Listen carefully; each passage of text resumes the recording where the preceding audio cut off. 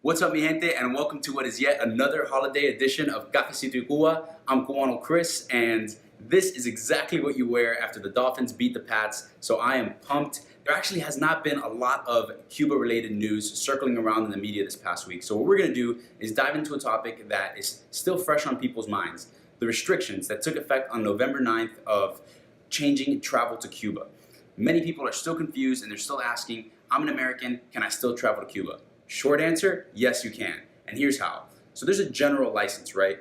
And what that means is that you don't actually have to apply for a specific license from the US government. You can go under this general license. And under that general license, there are 12 approved categories of travel. And what do those categories include? Well, there are different things like journalism, providing humanitarian aid, that's how I travel, education, family visits, etc. And so what changed? Well, under the category of education, there was group people-to-people travel, which is how it used to be done in the pre-Obama days. You'd go with licensed tour groups from the US to Cuba to engage in educational activities there.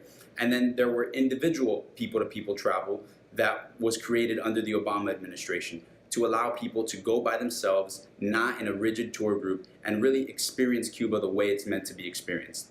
And so what changed was that basically that individual people-to-people category was sliced completely. But then you say to me, so what if I want to go as an individual? What if I don't want to go in one of these groups? That's perfectly understandable, and you can do so in any of the other categories, such as journalism, humanitarian aid, etc. But suppose you're not a journalist, suppose you're not going with a nonprofit, you just want to go and experience Cuba for yourself. Well, the easiest way you can do that now is under the category of support for the Cuban people. And what that category allows you to do is go to Cuba as an individual as long as you provide support for the Cuban people. Well, what does that mean? And so this includes, shopping at Cuenta Propitas, which are local independent shops, eating at paladares, private restaurants, staying at casa particulares, which you can book right through Airbnb.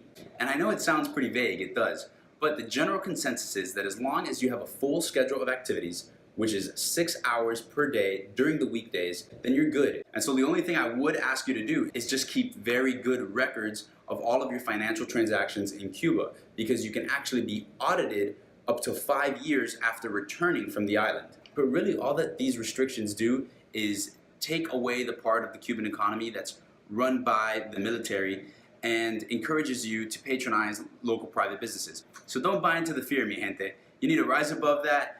Go to Cuba, pack your bags. If you have any questions, you can reach out to me. I have all the details, and yeah, nos fuimos, Pa Cuba.